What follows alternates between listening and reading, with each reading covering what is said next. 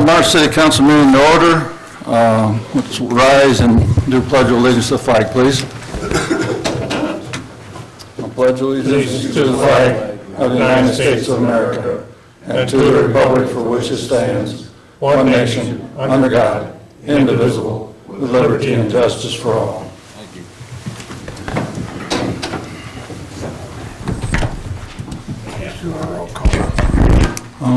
Roll call, slight delay. Motion to skip roll. No, she's coming. She's coming. We're just on a delay. Longer than that second and a half. It was a commercial. Commercial break. Nelson? Yes. Knapp? Yes. Rexlinko? Yes. Goodchild? Yes. Motion to approve agenda. Second. Okay, we're moving right ahead. Thanks, everybody, for joining us today. We've got one item that's on the hearings.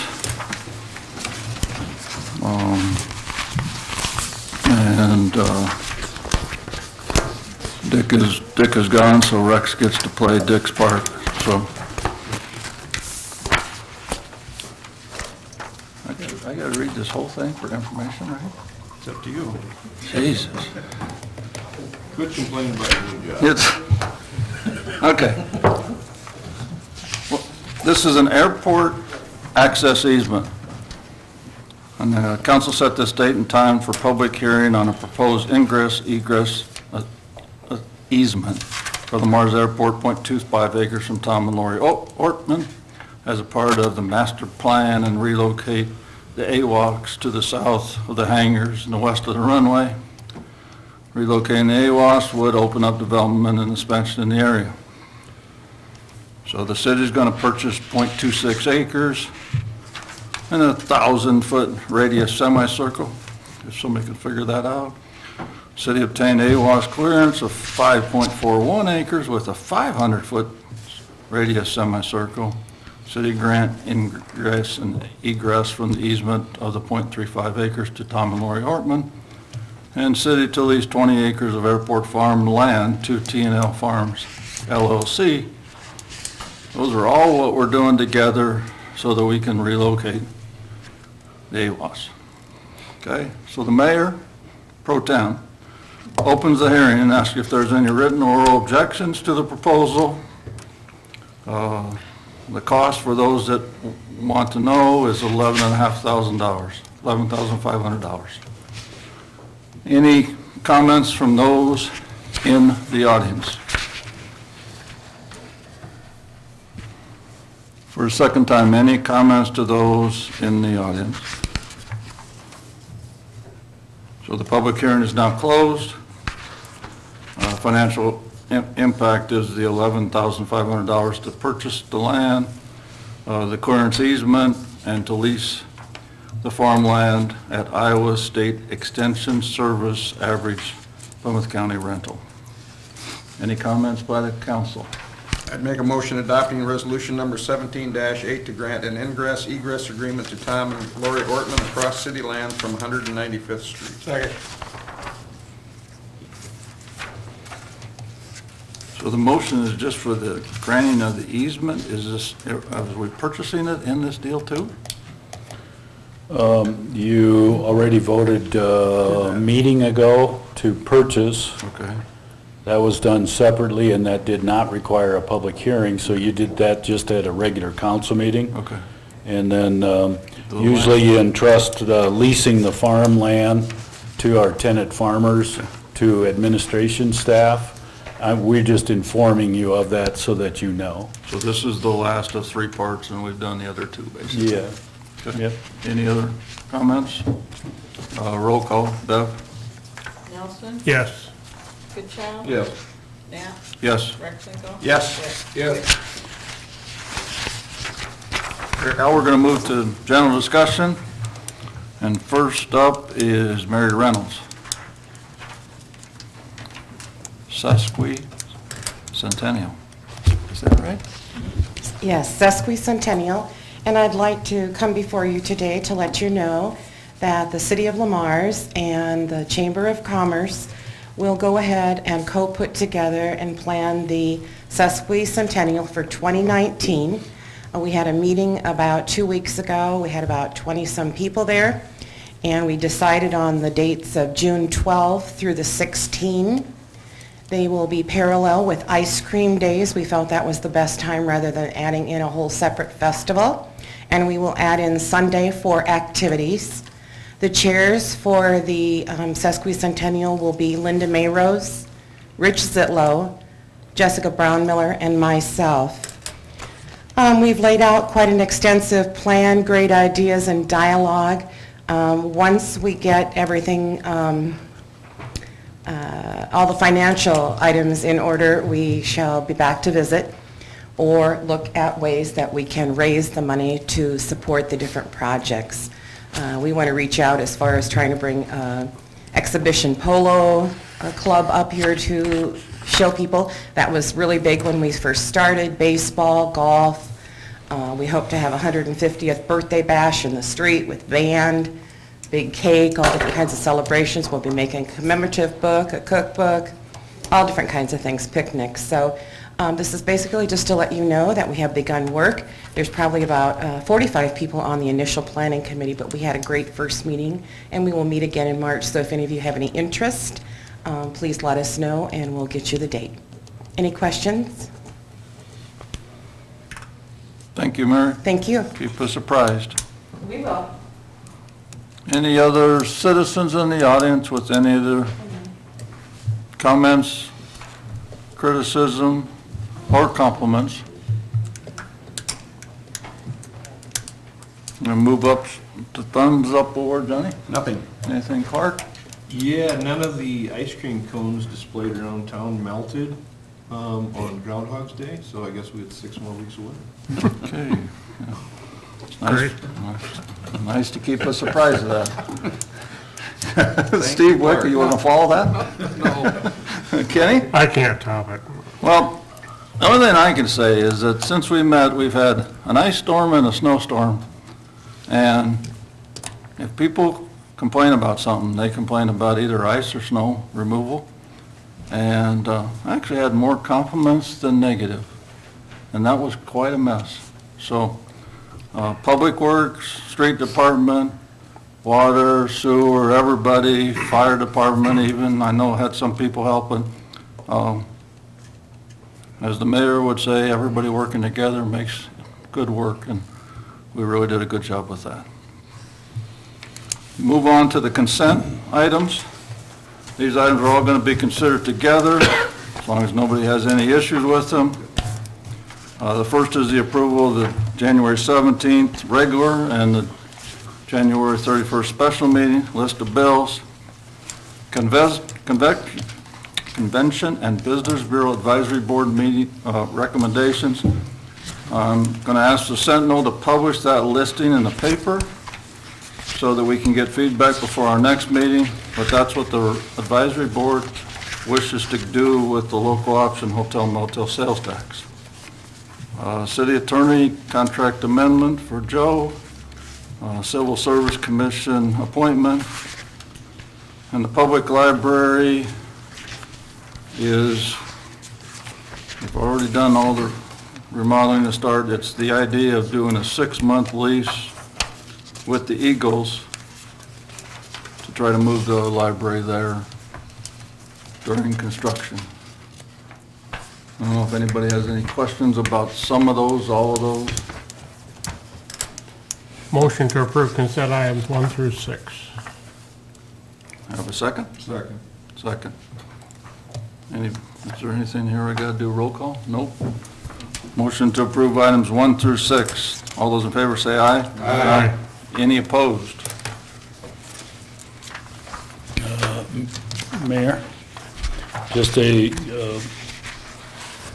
suggestion on my part, and that is on item D3. I think I'm compelled to recommend to the council that we no longer fund items, the 13 type items that you see on that list. In preparing the budget, not only this year but last year, And also, just looking at the city's finances, looking at what Jessica and Mayor Kirkhoff is doing as far as bringing more and more people to Lamar's, looking at the Brown family doing what they're doing downtown. I think, in my estimation, it really leads to that the hotel motel tax should be 100% reserved by the city, strictly in its CVB account, such that the CVB can be the biggest and best it can be. And as you all know, there's 5 venues that are being orchestrated by Jessica: Convention Center, Banquet Hall, Shelter House, Olson Cultural Event Center, and Foster Park Carousel. And not to mention then all the tours that are coming to town and all the bigger events that we do. I think it's really time that we pull that department all together and make sure that we've got a funding source that can handle everything that's being done. So I'm just giving you kind of my suggestion today. 2 weeks from now, it'll be a recommendation probably to not fund these as they are laid out here, and to reserve the CVB funds that are obtained from hotel motel for purposes of CVB. That's what I've got to say. Thank you. So we'll let the public and others hear that and note that, and I'm sure we'll get feedback in the next couple of weeks. And see That's where- why I wanted to state it today, Yeah, I Rex. think we'll get some feedback. If I'm the only one that's in the community that feels that way, then I'll back off. Some of these are traditionally been funded, and I know Jessica's not here, so I'll speak for the group. Some of these have traditionally been funded, but we tend to get different ones every year. We make them go through a whole process of filling out applications, coming up with estimates, doing all the back work, and then we also sit down and spend an evening with half a dozen of us trying to figure out what the right monies are to spend. And we, even though we have more than 31,000 to spend, only 31,000 was awarded by that group this year, so not as much as was possible. So I'm sure you'll get some feedback. Let's move on to the action items. The Mars Comprehensive Plan. We've got that, we've had it at different locations. Yeah, come and impress us and tell us how you've incorporated all these wonderful changes that we've asked for. Yeah, hi, Kevin Randall with Simcoe, and I've been working on the comp plan, and we've been getting some public comments in. As you all know, I came here before to tell you that we are opening the public comment period. So now I'm essentially here to give you a reminder that the period will be closing as of tomorrow. So please send in any remaining comments that you have. You can either tell me right now or send an email to me. If you don't have my contact information, I'm sure Chrissy would be able to help you with that. But we've gotten some good comments and some good feedback, and it looks like we'll be able to incorporate all of it and make a pretty good final document for the city. So let me know if you have any comments, and then looking forward, we'll be making those changes, and we'll be bringing a final draft for the city council. We'll present it on February 21st, and then the city council would then be approving that plan on March 21st. Is there any way you can, after tomorrow, highlight to us what those requested changes have been, so Yeah, so a it lot would of be easier to the review it? a lot of the requested changes have been relatively minor. There haven't been significant content changes to the plan, which is a good thing because it shows that we've been on track with the development of the plan. So there have been a lot of minor text edits. Some people have talked about formatting. And then the corrections of certain individual facts, such as specific locations within Lamar's or descriptions or certain figures on different parts of Lamar's. But overall, the feedback has been positive. So, Basically minor changes. yeah, minor changes. But And when we bring the final plan on February 21st, we're going to have a list of what changed. So if you've read the plan before to review it, you'll then have a list of what specifically changed, so you can see if anything changed, so you know. For example, John, I made he would probably say numerous ones, I just made a few recommendations, and one of them is it's Floyd Valley Healthcare right now. It's not Lamar's Physicians and the hospital. And we had, there's two places, we didn't have it as one. We didn't have the name right. So let's get the name right, let's make sure it's right as of right now, and we move forward. I think all the roads are good, he still thinks some of the roads are bad, so we'll have that discussion, but otherwise, I think it behooves everybody just to make sure that they go through it, you know. Everybody in this room is very knowledgeable about the city. And for you not to flip through those, I know, 140 pages or whatever it is, it does take a little bit of time, but we're not going to, what is it, 7 years? 10 years? last one was 2005. Yeah, so 10 years. I mean, folks, and I would venture to say at least twice a year, we refer to that when we're doing some project. For, this is what we thought we were going to do, and now you guys are changing it, so we got to make sure that's what we want to do. Provides us with the basic guidance. That doesn't Yeah. mean that we're actually cut and dried to do something, but No. this was our intent in 2017. And it was the Yeah, intent that's with a correct. lot of people meeting with a lot of period over time. So, I think he's done a good job, I think Simcoe's done a good job. I think that this one, we don't do this approval till next time, right? Right. We're just gonna table this motion for today, and then we'll deal with you when you wanna come back and visit us next time, right? Yeah, that's right. So I'll present the final draft on February 21st, and then it will just be posted for public viewing until the council approves it on March 21st. Okay, thank you. And with the roads, I did get in touch with the data provider, and they don't have more up-to-date data, and the data isn't in a form that we can edit. No. So we're probably going to just remove that map so that it's not misleading Even better. anyone. That's a good answer. I like that answer. I mean, and I'll defer to Scott, but I think there was, 40 to 50 blocks that we did overlay on last year alone. Yep. And that map is pre that, Yep. which therefore has, Makes it obsolete. yeah. And pretty- additional grinding on. Yeah, it's just on that one Right. overlay by itself, so that's why I was a little, I don't think they're poor conditions. I mean, with our winter, we do have some chuck holes reappearing out of the middle of the street for some reason, but that's an every year occurrence, so. Thank you very much. Yeah, All right, thank from you. reading it and everything, you guys have done a good job. Thank you, I appreciate it. Yep. Now we're going to skip to E2, which is a Franklin Energy proposal. We've been working with Franklin Energy to save us energy costs for a few years, and now we want to extend the contract for one more year at a maximum cost of $10,000 to look at some additional Mars Energy projects that we can save money on. Scott, you got anything to add to that? Well, I just think it's noteworthy that although the energy action plan is just what the word implies, that was a plan, looking at the future, what we thought it might do.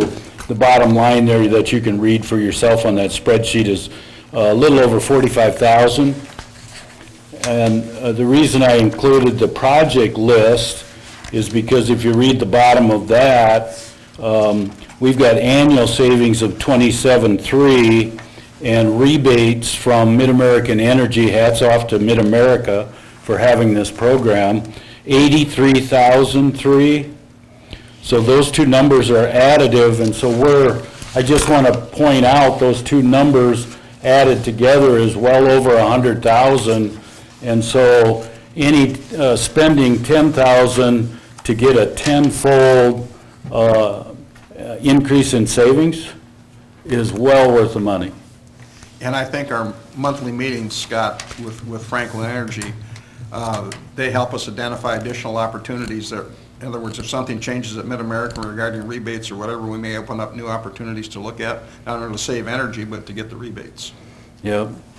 The other added benefit as we embark on our new projects, so library, Lamar's PD, some of the CBP projects like the shelter house, those are just all ancillary benefits that we're getting of having an expert that can take a look at our new construction and say, do this, don't do that, et cetera, et cetera. So yeah, I think it's just so well worth it. So do I have any other questions or a motion? I'd make a motion approving the energy efficiency consultation services with Franklin Energy for 1 year beginning March 1, 2017 at a maximum cost of $10,000. Second. Any other questions? All those in favor signify by saying aye. Aye. Any opposed? Crescent Ridge paving project award of contract. At December, we set this as a date and time to receive the bids for the 2017 Crescent Ridge paving project. And today is trying to figure out which one of these bids we're going to accept. The road use tax is going to pay for the center 24th feet. Special assessment for curb and gutter on the south side, 3.5 feet. Special assessment deficiencies will be paid by road use tax. Plymouth County will not reimburse the north half of the travel lanes. So, Mr. Schofield, engineering, explain to us these wonderful bids. We got 6 of them? 7? Eight bids? We received 8 bids for the project. I believe my estimate for the project was $330,000. We ranged from just over $300,000 at the low to about $365,000 at the high. But we had really good bids. There's 4 of them that were within $15,000 roughly. So on a project this size, this is very good. Very good response with 8 bids. The low bid was Vanderpool Excavating from Orange City with their total bid at $300,374.50. I've discussed or talked with them briefly about how they plan to go about this paving, and it jives with what my envisioning for this project. They would pave full width, and due to the length of the project, they'll have to do it in 2 separate pours. And they were still trying to decide what made sense for them, whether they would prep the entire subgrade and then pave half of it one day, come back the following day and pave the rest of it, or if they would prep and pave the first pour and then prep and pave the second one, which would leave a couple days in between their 2 pours. But my recommendation would be to award to Vanderpool Excavating from Orange City. They were low on the project. The paving crew is a very good paving crew. What was that last comment? Their paving crew is a good paving crew. We've worked with them on numerous projects in the past. Question regarding the special assessment deficiencies. Are we talking about the curb and gutter on the north side and then portions of the curb and gutter on the south side, or which are not presently privately owned? There is no curb and gutter on the north side. That's going to be the look and feel of a rural slab. Okay, so we won't at this time have any expenditure past the main driving portion of the road. Correct. If you want to picture a 24-foot slab first, 12-foot on the county side and 12-foot on the city side, and then on the south side only, that 3.5-foot that Rex read is the curb and gutter adjacent to the LBIC lots.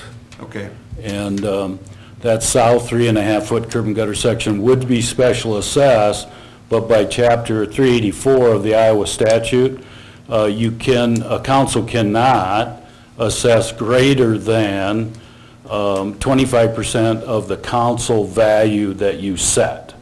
And you did that previously, if you recall those preliminary and final assessment documents, and they did call for a fairly significant deficiency in several of the cases, and so therefore the deficiencies always get picked up by the city. In your agenda, I'm suggesting that the road use tax be used to pay for that deficiency that the city would have to pick up. And then the north side, at such time as the agricultural deferral would go away, we could then pave the curb and gutter on the north side and then special assessment? Well, you would pave the curb and gutter now and hold that at bay until such time that the two parties that are eligible for ag deferral give up that right because they've done something different with the land. And it takes development. So if Wells Dairy or Dave Langle, either one, do something different with their land such that it gets developed, it can be developed in any imaginable thing you want to imagine, then the ag deferral is no longer eligible, and somebody at the city at that date and hour would then have to say, wait a second, we need to pick up that which was deferred. Okay. At that point in time, it could be 1 year, 2 years, 10 years, 15, 20, doesn't matter how long.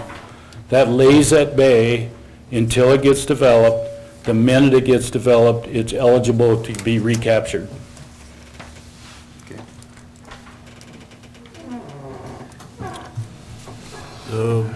I know that we're always supposed to take the low bid, but I cannot vote for Vanderpool Excavating after the fiasco I went through on the highway with them. I got the same concerns. Yeah. I mean, I'll be honest with you, I don't know where it puts us, but I'm very hesitant to award something when we had nothing but major issues this last summer on 75. Delays.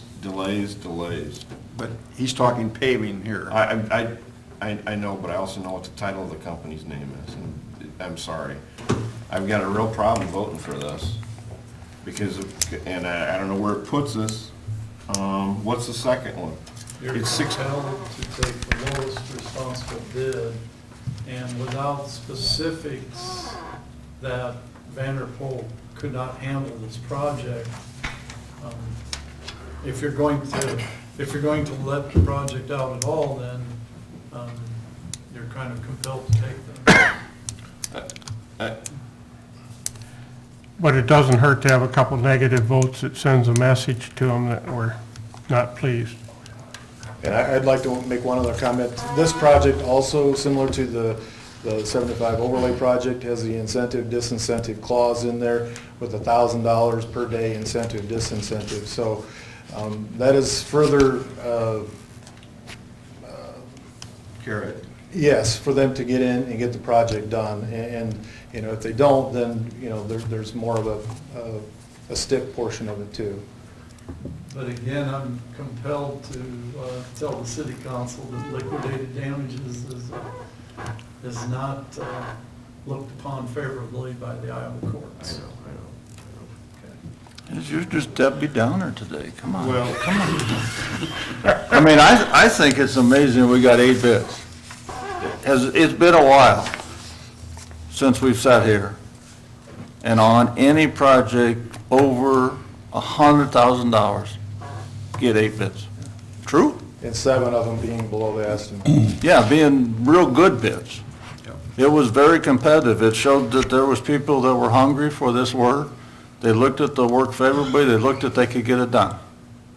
So, you know, yeah, I've got good and bads with 2 or 3 of these people, but as a councilman, I'm afraid I gotta follow Joe, that Joe keeps me out of jail, so I gotta make sure that I go with the lowest responsible bid. I can't agree more. That's what we paid Joe for, and I'm going to go with his recommendation.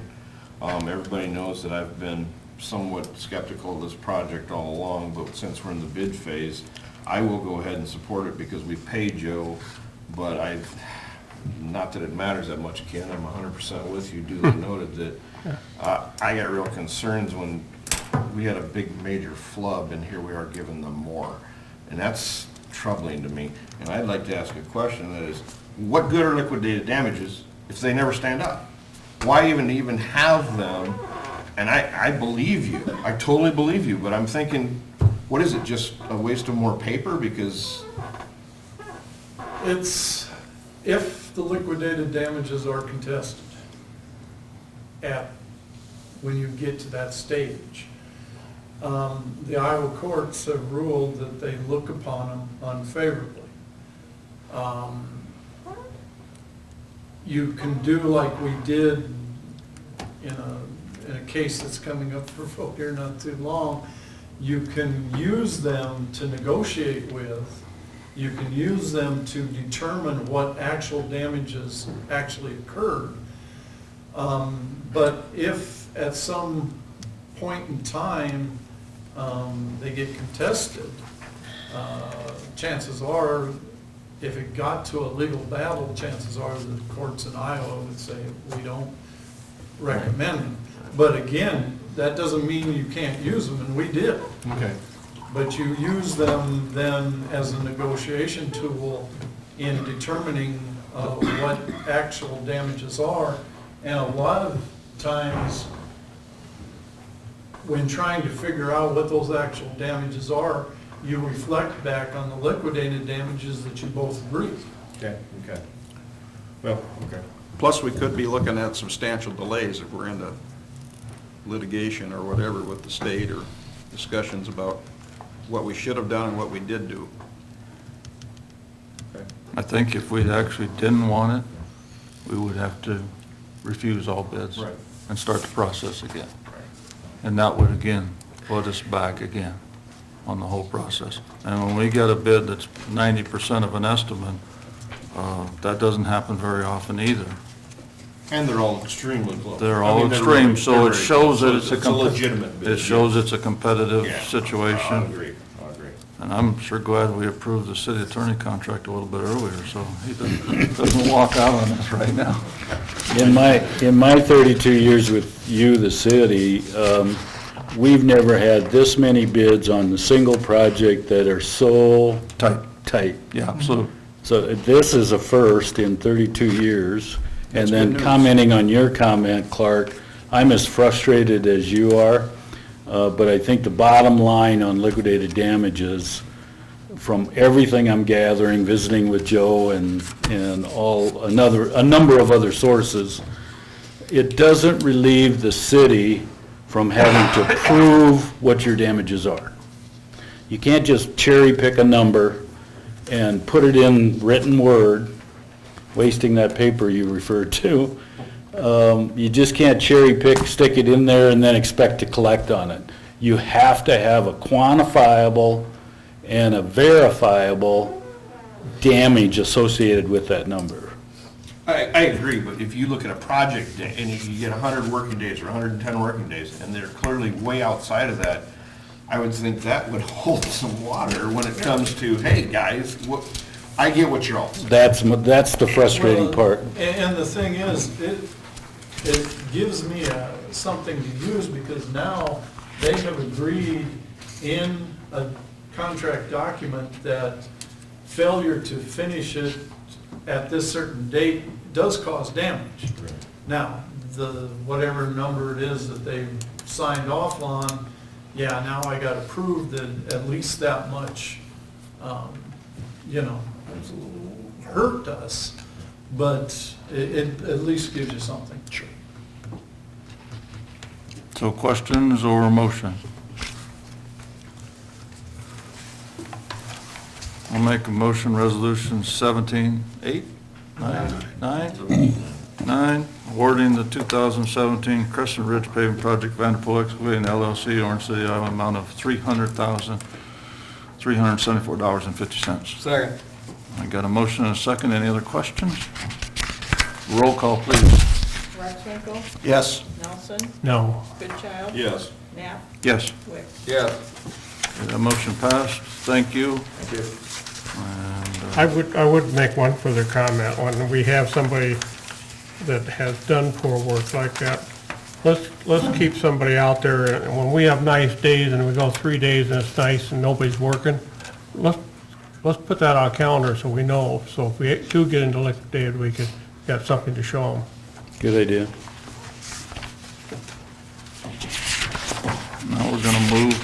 Water System Improvements 2012. And I think I'm just going to turn it right over to Scott. Well, we put in your agenda, we wasted that extra tree. There's 15 or 16 pages, but we did that just to show you, the council, the decision maker, of the final documentation after all this time. So we built the water tower, we got it built, but then the last year plus some, probably closer to 17, 18 months, we've been battling back and forth with Caldwell to A, get it done in a more timely fashion, and B, then in the last 12 months, we've been all over the spectrum on that whole issue with liquidated damages. And the settlement that we have come up with shows up in change order number 4. It's $115,085. $115,085. We had 2 other change orders besides that. Number 2 added the fence back in for $18,000 and some change. And then number 3, we didn't use some of the cathodic protection, so that was a deduct of 20. So anyway, the net amount of the total change orders is under your financial impact, $116,715. So it's change orders 2, 3, and 4 that aggregate and come up with the $116,715. So that deducts from the original contract. You would be approving the final contract here under pay estimate number 14 final of $2,307,285.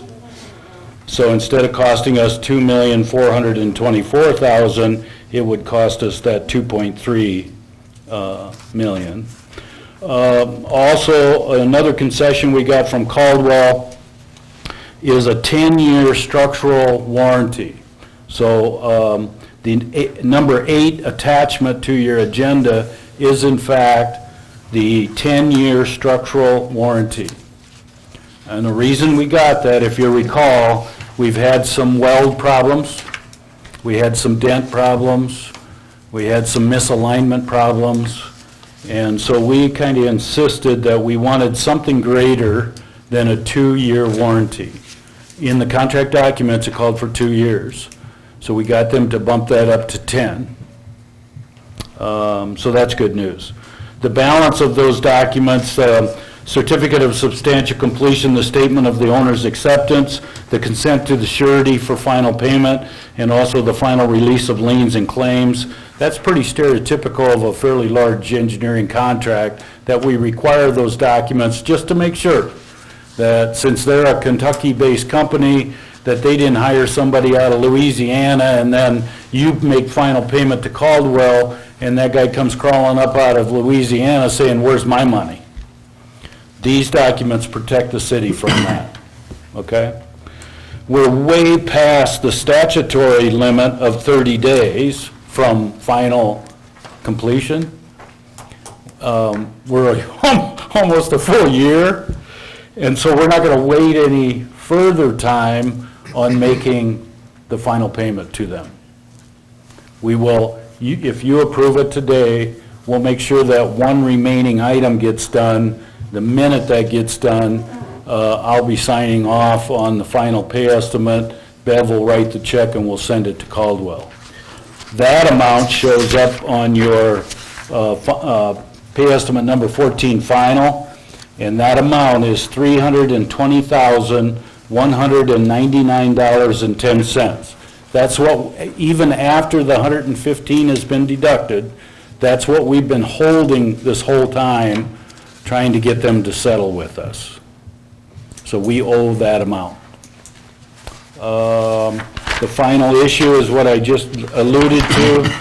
After all this time, and I was about ready to sign the documents, and it came to my attention that the telemetry between the generator located on site by the water tower was not connected to the SCADA system, which is a software package on the computer at the water plant. And I'm going, You gotta be kidding me. Anyway, it's not. Cummins, the generator company, working with Langles Electric here locally, who did the electrician work, they're both gonna be on site tomorrow and supposed to get, I think it's either 4 or 6 wires hooked up correctly. That should complete the work. Anybody dare ask a question? Oh, what a frustrating deal. To add on to that, we still do have a mutual release in which Mayor did sign this week. I will email that on down, assuming you approve this closing, I'll email that down to the attorney that we've been working with. And he did confirm in an email to me that the person that signed the 10-year warranty extension had authority to do that. So we do have documentation there too. I can call Michael Washburn with McClure Engineering by phone if there's any question that you might have of him. Are we all settled with McClure? No, very good question. No, we are not, but I've had no less than 6 conversations with McClure.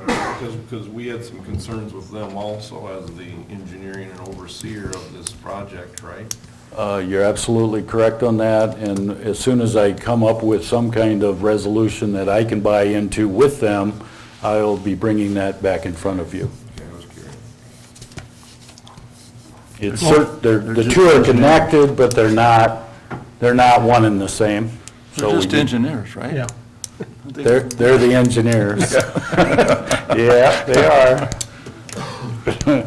Motion approving all 8 final closeout documents for the 2012 Water Systems Improvements Water Tower as constructed by Caldwell Tanks Incorporated and as overseen by McClure Engineering Company, PC, and as presented, subject to final work item. We have a second? Second. Any other questions? All those in favor signify by saying aye. Aye. Any opposed? I thank Joe for all his work. I'm sure it's frustrating. But the liquidated damages did give us something to bargain on, so it's, we can't, you know, they did give me something. I get what you're saying. I get what you're saying. We didn't get them in so-called, those aren't the words that was used, but it helped make the whole deal settle. Right. Okay, we're going to go on to mayor and council salaries. January 17th, they had a hearing and approved the first reading of ordinance regarding mayor and council salaries. Mayor currently receives $12,000 annually, and the council receives $6,000 annually. Salaries cannot be increased during terms, therefore, the salaries would change at the beginning of the next term. We made one reading of that, and I will kick it off by saying what I want to change, and then Joe will tell me if we can't change that or not. What I would like to change is I would like the increases to be effective for any person in that mayor position, any person in that council perspective, starting 1/1/2020. So we're not even going to give anybody a raise for 3 years. For 2020, everybody gets the new salaries. Can we do that? I mean, that's not changing the dollar amount, that's just delaying the time and saying for all versus saying for select. Was that discussed earlier with other members of the council? That's a fairly major Yeah, so you, amendment to the ordinance, therefore, it Mhm. will have to go through, number one, you'd have to vote for or against the ordinance you've already approved on the first reading. okay, Then this would be amended. so then we start with one again? And you'd start over again Okay. at the first reading. Okay, but those are the things after looking at it and taking some time.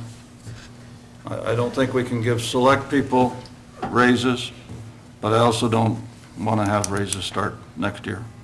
I'd like to kick it down the road a couple of years, and then it's clear that nobody's getting a raise that's sitting here voting on it. As I've said in the past, I fully believe that the mayor's job is turned into a full-time job, and I'd see that we're recommending here a delayed before it goes to the higher level, which is fine. That, whether or not the new mayor would prove himself as worthy, I think, I like the time frame delay there.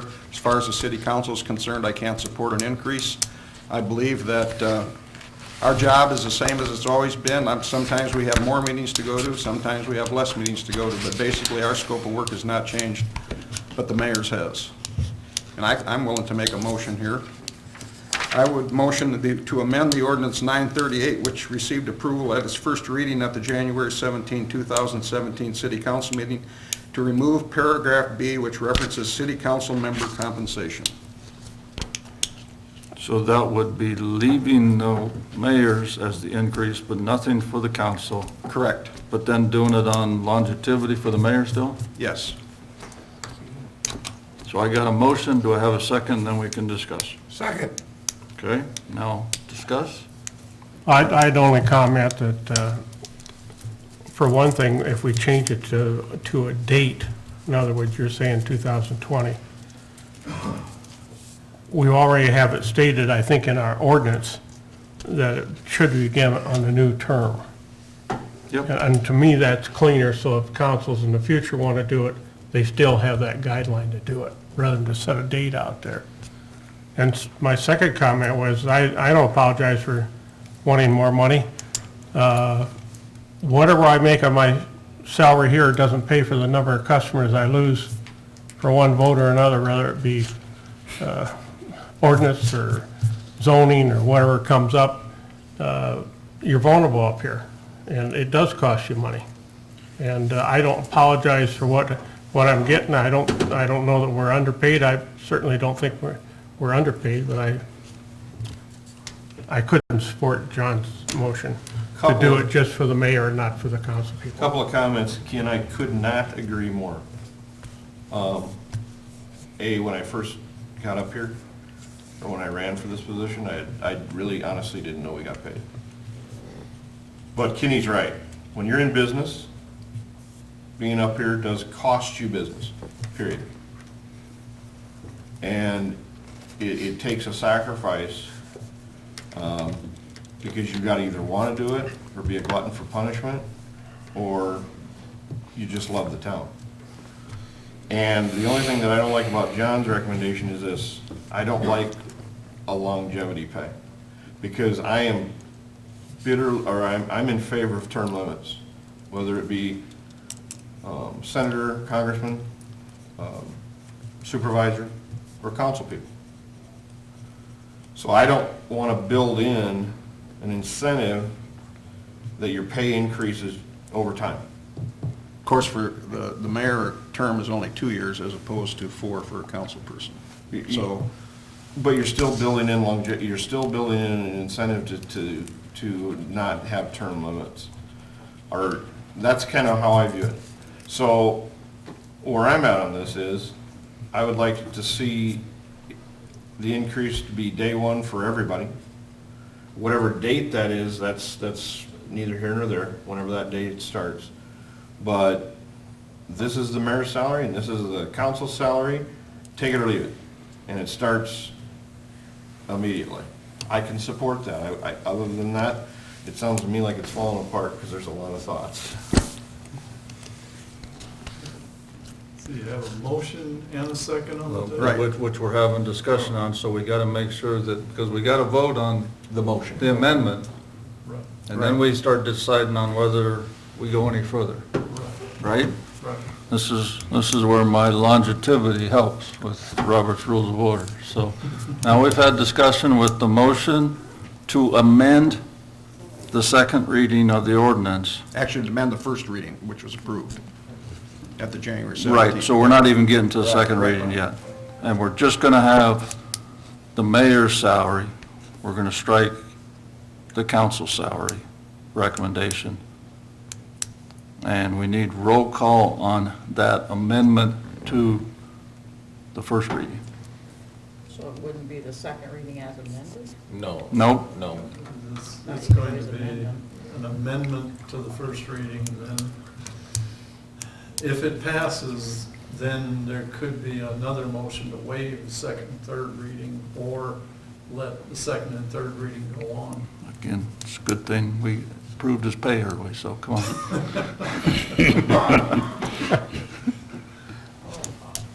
Okay. Nelson, No. Goodchild. No. Knapp, Yes. Rexvinkel, Yes. Wick. Yes.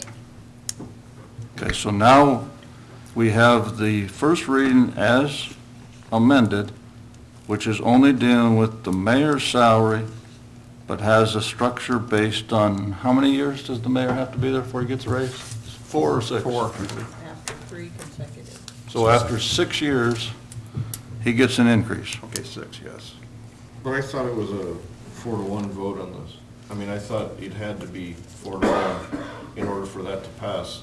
Am I wrong? Obviously. It's, To amend it, it doesn't have to be, Oh, it has, right. you have to have you have to have 3 votes out of the 5 to pass an ordinance. Okay, okay. Now, if you're going to waive then you have to the have. second and 3 readings, or, yeah, second and third readings, then you have to have 4 votes for that. Okay, so now what we're dealing with is a possible motion for a second reading, which is just dealing with the mayor's salary going up after he or she has served 6 years. 3 terms, yes, I said incorrectly, 4, I meant 6, yes. Do we have a motion for that second reading? For the motion for a second reading of, To waive.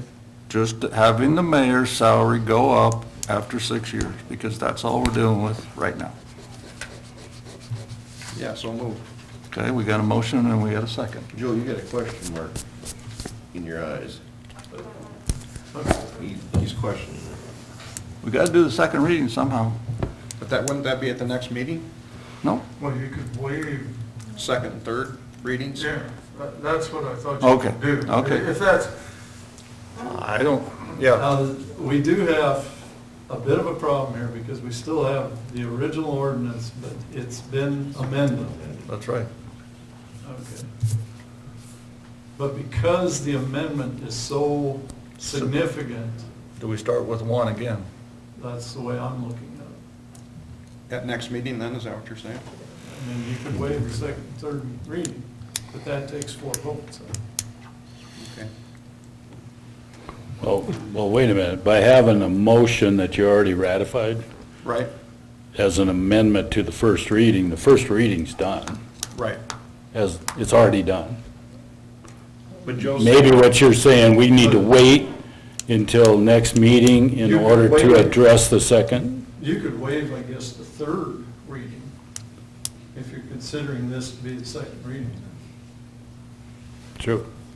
I would concur. Okay, then I make a motion waiving the third reading of amendments ordinance 938.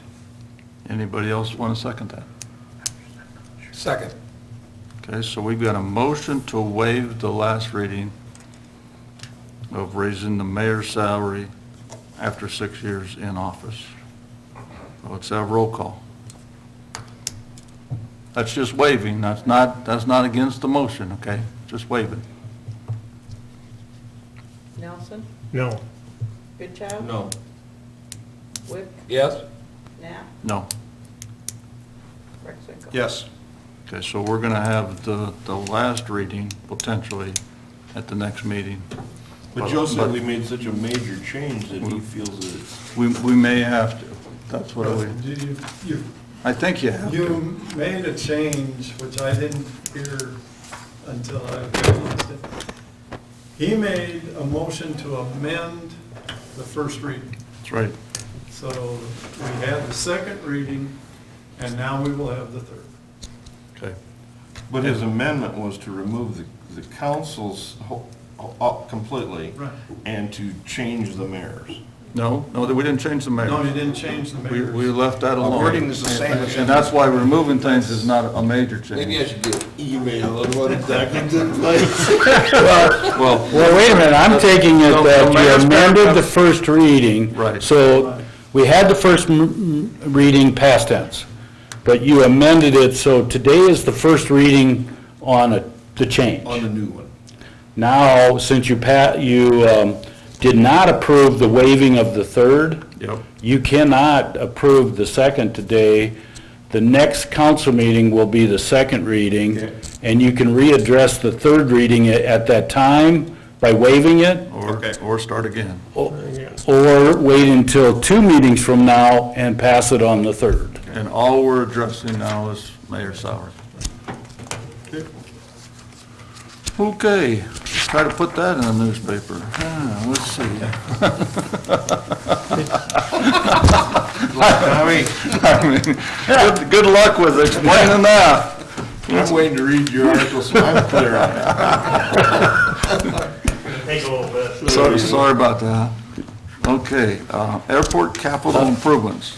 Honorable Mayor, Yeah, can I request the council to allow me to pull this agenda item? I love it, thank you.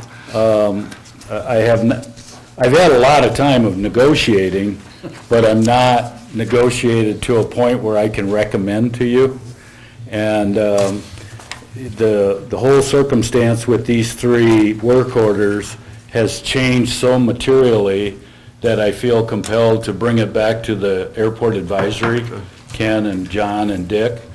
And that meeting is on February 15th. And so the order of events would be, I'd take the next 9 days, finish my negotiations the best I can, bring it to the advisory group on the 15th, bring it back to you, the full council, on the 21st. If you would allow me to do that? Are you Should we just saying the table it? Is that what we do? 15th is a Wednesday, we normally have it on Thursday? The 15th is, did I say 15th? Valentine's Day is on Tuesday. Thank you for clarifying. Yeah. It's 16th. Yep. Let me double check.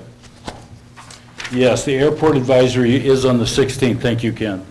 I only know because of Valentine's Day. Yeah, thank you. Why would you know that? You got that, Earl? Order early. Okay. 16th, yes, it is. We want it to come to us once and be right the first time. We got the ground for the easement and all that set up, so now we're just trying to do this right. And as most of the times, if you sat here long enough, you realize the airport is 10 times more complicated than any other government agency, so we gotta make sure we do it right. It's a lot of work. Okay, we're gonna go right on to Royal 3 Theater. Administration has toured, reviewed, and started investigating the condition of the Royal 3 Theater. And roof is in good shape, brick walls are in good shape, windows are in poor shape. Administration recommends getting the windows replaced so they're in good shape. Since it's on the historic register of historic places as a building, we've got to make those windows be the proper type of windows. Ski-Bow Window and Door was the one contacted. They were the ones that did the Postal Playhouse windows last summer. And if you go drive by those people, so they're phenomenal. They're really nice looking windows. So that's my synopsis. Anything else you got, Scott? Yeah, I passed out the quote that I've negotiated with Ski-Bow Window and Door. And this would be a cutaway section of the actual windows to be installed at 31 locations, second story of the theater. But a brown color or? Well, no, the outside would be white, and we can select any, well, actually, we can select any of these colors for inside or outside. So we should really consult historic preservation on desired color for this, or? Yes, Make- HPC will be to involved. make And sure. they've already been involved. Okay. And they, by the way, are recommending that we work with Ski-Bow because they have approved the Postal Playhouse and it was professionally done, and it's in keeping with the rules and regs of the historic register. But this would be a cutaway of the actual window that's being proposed on that quote, just so you guys have seen it. That's really all I've got, other than what's in the agenda, and I think it's absolutely imperative that we button up the building. Rainwater is coming in. It's coming in because the windows are either cracked, broken, missing, or dislodged. It's a real sad state of condition. Mainly in the west? Or all over? It's actually all over. The west and south are the worst ones, but even the north ones don't seal. So whipping rains of any kind, if they're splattering up against those windows, it's not holding that moisture out. We've had a fair amount of moisture getting inside the building, and I think some of the musty smell is probably that. And first step first, we can try to remove the musty smell and dry up the basement, but unless we keep the water out, we're just, Number 2 in their bid says, do minor frame repair as needed. So do you anticipate, or do they anticipate we could have any major issues at some of the windows because of the leaking water and that type of thing? Dan and Matt Skibout both have been over at the property and looked at each and every one of the windows in order to come up with this quote. I took them up to the upper level. We got ladders for them and got them up on adjacent buildings so they could look at the outside of the windows. The building is old enough that the frame of the old window is old lumber, and that's significant because the old lumber was so much harder than the more modern lumber.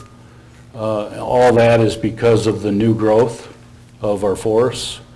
And so they are proposing that the old frame be left in that opening, and that's why there's such a big brick mold, if you will. That is going to circle around that old framing lumber so that we can keep that frame inside the opening. So what really, for all intensive purposes, would come out is the sash, the weights on both sides, they're weighted double hungs, and then also the stops. That's what would come out, and a little bit of the sill that creates the lip for sealing off the weather. So those components would come out, but the actual old frame lumber would stay in there to receive this new unit. So when it says minor, so if they had to put in some green treated in those older areas, that would be included in this? It would. I got 2 questions. First question is, really on this recommendation, or the financial impact is not, what is the financial impact? It's really not stated what it is.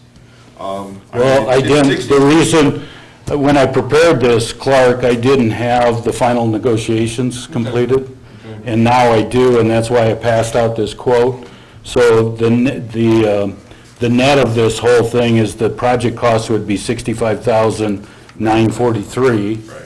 And we'd have to find a place to take that from. I would propose to you local option sales tax. Well, why wouldn't it come out of CBP 2? Because that is listed as one of the projects. The only component of the theater that was listed under CBP 2 was the purchase of the building. And then, And they have already reimbursed us that cost. oh, okay. Now, the only other question I have, Bev, maybe you, is what is the spreadsheet on this theater? How is it? I haven't seen a report as far as breaking even, doing good, doing bad. Where are we at on it? Jason? Not holding it. Still in the positive. I mean, it fluctuates. I mean, we still have money in that account. It has its up and down because Basically break even. releases, yeah. Okay. Well, I'm in favor of protecting the building we own. Right, everybody knows where I stood on the actual purchase, but I was just kind of curious how it's flowing, because if I'm not mistaken, since we bought that, we've had one report, which was the year after we purchased it and Bill Cole gave it. And I just want to know where, if it's working out the way we Well, we kind can of get you those intended. because we get those every month. What's that? We can get you an updated copy of those. Oh, okay. I was just curious where it's at. I mean, My answer to that would be, from an O&M standpoint, it's a break even, essentially. As Jason pointed out, it goes above zero, then the very next month it might be below zero, but that's like any department. Bigger items come through at different times. No problem. So it goes up and down monthly, but on an annual basis, it's almost right at a break even. But just like all the other recreational venues we have, not a single one of them can substantiate capital improvements. Sure. Not a single one. Hey, are we going to go into apartments then, once we get this done? And hopefully that's the goal here, right? As he stated, is what I support. Okay, and I figured that was, and I'm fine with it. Like I say, you got to protect what you own. We first But yielded, you gotta seal it first. That's what I'm yeah, saying, you got to protect it. We gotta protect it, and then we deal with what step 2, Okay, step 3, or I'm fine with that. whatever. I just, there is the grant that Terry Clausen is utilizing now, the same grant that the proprietors of Lamar's Beauty College. You went along with both of those, and you, the city, have dollars in both of those. And they both did what they did with the grant money that they got from the state. We're next in line. okay.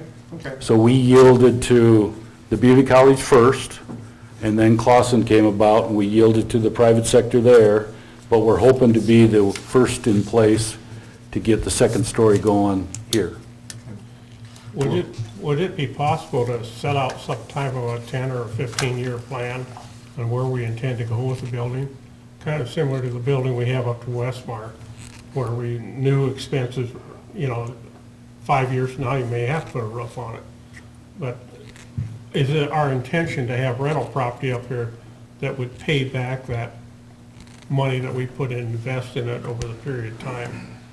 I just think it'd be, when somebody asks a question, it'd be nice to say, yeah, we have a 10-year program and this is where we're headed. Now, we may not get there exactly right, but at least we'd have something to say, that's our intention, that's what we plan on doing. Yeah, once again, we can bring that forward to you. Yep. So any more questions? Anybody wanna make the motion? I'd make a motion to approve Ski-Bout Window and Door to proceed with replacement of 31 windows in the Royal Free Theater building. I'll second. All those in favor of replacing the windows signify by saying aye. Aye. Any opposed? Okay. Council, mayor, Part, says we're supposed to bring our budget books. Deb gave us this 3 minutes ahead of the meeting to challenge me to find what she did to make this thing work. I have found most of it.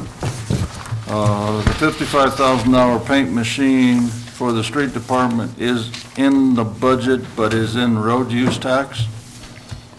That's how we got closer.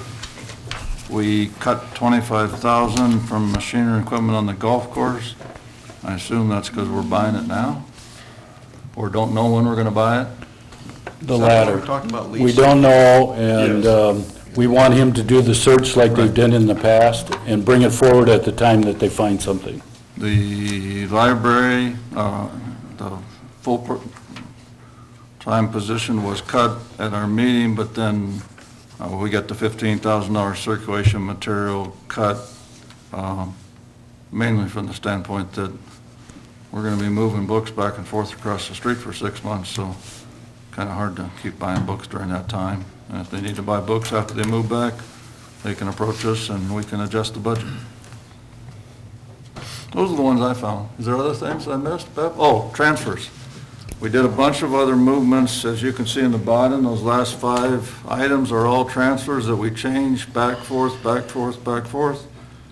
The net effect of all those is that we have the 12.5 mill levy, and we've got expenditures of 99% of revenue. So we're not over budgeting, we're actually a little bit under budgeting. And if somebody's gonna say we're ever gonna get within 100,000 on this budget, boy, that'd be really great. So that doesn't mean we shouldn't look at it, because, like I said, I got 5 minutes to look at it. There's a proposed capital improvements that is handwritten. Right. And Bev also cautioned me that she did these figures this morning, so she's not sure if they actually add up right, but I'm hoping they do. So Rex, this is not a subsidy then, is it? Not a subsidy. This is actually, we got 100,000 to spend, but only once. Right. That's right. Well, you don't, if you want to keep your fund balance the same, you really don't have that to spend, because as I pointed out last time, the golf enterprise fund that we have moved into general has a deficit of 195, so this positive of 105 would just go to partially offset that deficit. Okay. But by this budget, we need to transfer those dollars into the general fund, and they're negative, so it's going to have an impact to your general fund balance. And by having a balance planned here at budgeting time, that'll be a good thing, so that the fund balance doesn't get too low. Yeah, and I think we're around 80 days or something like that, and auditors typically want you around 90 days. So if this all works, we would still be down to 75 days or something like that, which I don't necessarily believe is a problem, but that's, other people may believe that. But these sheets need to be looked at, especially this one that's handwritten. This is, we got a $20 million budget, we got 2 pages of handwritten capital improvements. So look at that and see if there's anything that we're missing on the stuff that we talked about on Tuesday. This is just discussion.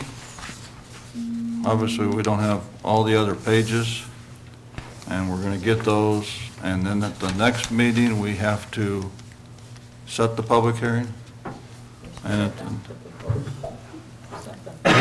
you set that, but then you adopt it the first meeting in March. And there's only one time when I sat there that we didn't adopt it in March, because I was being ornery. But we should adopt it in March.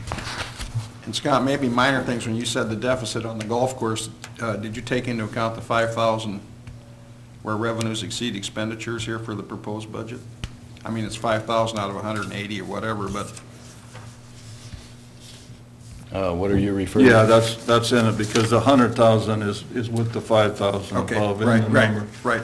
So. Gotcha. It's the 100 goes against the number that Scott's saying of 182, so. Gotcha. So we're still dropping by 80,000 when we need to have $4 million in reserves. Exactly. So that's, what, 3 days, something like that. Yeah. So it's not significant, but we got to be careful, because, you know, this 100,000 is, like I said, 1% of the whole budget. I mean, that's like nothing. If we go with Scott's recommendation at the beginning of this meeting, though, next year, we're gonna be looking at another 35,000 in requests here, right? For which one? For those entities that wouldn't be getting those No, if they don't get the dollars, the money would be there to give out to other organizations or to pay other bills with. If we don't pay out the 31, the money would sit with the city council. but what I'm saying is the entities that didn't get the money are gonna be wanting that money from somebody. Right, so. So they're gonna become the new band request. Right. And the theater, or That's the thing that we've got to do, and I think that's why Scott brought it up, is we got to figure out on the transition what's happening. okay. I mean, that's- Because we may end up, and I'm just speaking out of turn, we may end up saying, okay, this is all right for this year, but then we're not going to do it for next year, so we're giving them a heads up already for next year. Okay. We've got to decide when we're going to cut the ties, Okay. okay? But you're right. If we get the money and it goes into this budget, then those people are still going to be request. Right now, they are in here as income and request, as a $40,000 request, Okay, gotcha. because that's been our normal money. if I look at our list, I only got 31,000 that the group has approved so far. So actually, there's a little bit more money potentially for the whole general fund. Gotcha. If the 9's available. The reason we didn't do all 40 is we get requests Right. as a local option all year long too. So we didn't want to spend every dollar and run out of dollars. Like the Eagle, this is a perfect example. Yeah, exactly. Okay, all right. So, you know, I think everybody's been trying to do, you know, the fancy word, the fiduciary job, and make sure that they got it in the right funds and stuff like that, because we're approving on that local option for projects in July through next June. It's not even the Ice Cream Days Parade this year. Right, It's Ice Cream Days next year. right, right. Yep. So it's, Yep. right? So Yeah. it's not exactly as easy as it just all seems when we're just looking at budget books and stuff, Right. right? You know, it's a long time to look down the telescope. And it's the same, you know, the fair is in there, there's a, you know, a couple other organizations in there, you know, Frosty Cross and those kind of things. Those organizations, you know, are good organizations, but whether we pick those or we pick other ones when we get to Historical Commission or the museum or the band, you know, we get into too many of those things, and then we're gonna spend a whole budget night just on cultural programs. Okay, that's exactly what I was getting at, though, is that's my concern, is if we take it away from Jessica's group handing that out, it's just gonna throw it on to us, right? A number of years ago, we had a whole night where we just did cultural It was fun. for budget, wasn't it? Pre-hotel motel, absolutely. Of course, now I'm talking 15 years ago. But we had Yeah. 2 hours of Yeah. cultural people asking for more money. We didn't make anybody happy. No, I mean, we filled it up with people in the audience. We've had to bring in chairs. Well, I still can't believe that the band, I think we give them, what, 5,000 or 7,500. Matching And they funds. yeah, but how many concerts is that? 5, 6 concerts, and you divide $14,000 or $19,000. Yeah, Where are they spending that A money? lot of wages. a lot of I ways. know Practice- there's wages in it. practice in. People don't realize there's wages in it. But they also practice, and they also have to do certain things for their instruments and stuff. So, I mean, everybody can sit there. If you want to go back to that stage, you'll learn a lot if you sit here for a couple hours and listen to those people say what they spend money on. Right? All right. Mr. Scott? I had one more question on the budget. Did we feel the electrical savings, the energy savings, did they seem to show up when the committees were doing their work? And also the rebates, did they show up into the individual departments? No, not that I could really tell. Yeah. I mean, And I that's think- something we should watch, because Yeah, That's money. everybody runs a little squirmish that, you know, now it's changed out, but is it gonna come to reality? And so until it does, and now they've got some past tense on it, then that's when you're gonna see it. So almost like paying taxes, I think we gotta be almost 2 years in arrear for that to show up. But the rebates for sure should have showed up right away. Oh, heavens, yes. Yeah, and you've got those, And the lighting maintenance is definitely gonna go down, I agree with that. definitely go down, because of the LED light. Yep, yep. and did we put enough income into the transload gas sales out there? How did you guesstimate that? Did you just take the minimum that they're obligated to pay? Yeah, that's all we could do. Okay. Yep. The minimum, everybody is a million gallons a month, 12 million a year at a penny. So there's 120,000 there. And that's only gonna change to a positive position. Can only go up. Yeah. I agree, because that is an absolute minimum. And I think that's where a lot of the energy savings comes in too, is you might not really see, but you're probably not gonna experience the increases as they come Yeah. along. And it won't go down. Yeah. That's where your savings is, almost an uncalculable savings in a lot of ways.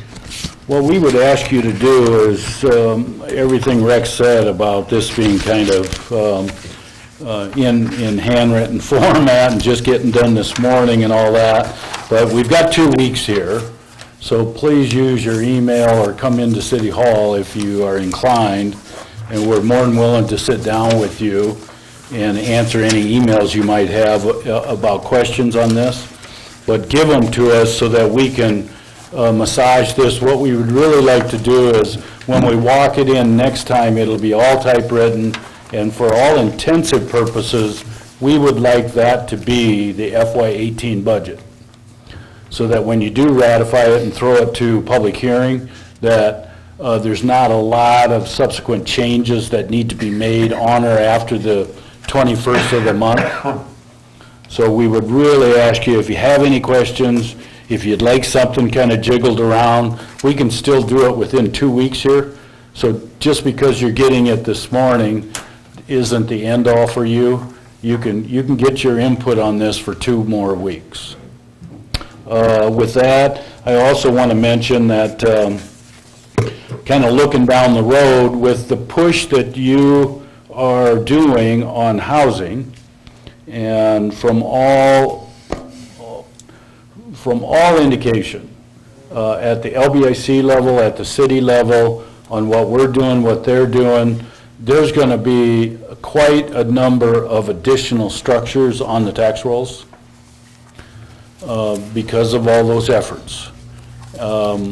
So your assessed value will be going up, and then that coupled with the fact that, as we've mentioned now numerous times, Lamar's urban renewal TIF goes away. That will bring in additional dollars to the general fund, subject to Rex's numerics that are still on the dryways. But those 2 things, you might want to keep that in mind. Also on sewer and water, yet in the next 4 months, we hope to bring forward rate increases on sewer and water. 3 years each, small percentages each year, but to get it set in stone so that we know it's out in the future, and our industries and people in general can kind of plan ahead. And our increases are far behind what the consultants recommended a number of years ago. Very far behind. So although we're giving a tax break here on the mill levy, you know, a little of that will come back as rate increases in sewer and water, but at least hopefully out of pocket for our families and our households and our businesses should be less.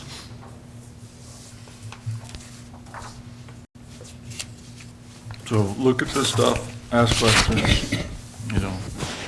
We don't plan on having a meeting between now and the next council meeting, but that doesn't mean that you're not responsible to go through all this and understand it fully by the time we meet next time.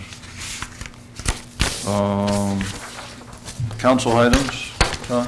One thing, Rex, at the meeting we discussed under the streets budget about removal, I already talked to Jason about it, removal of traffic control lights at 2 intersections.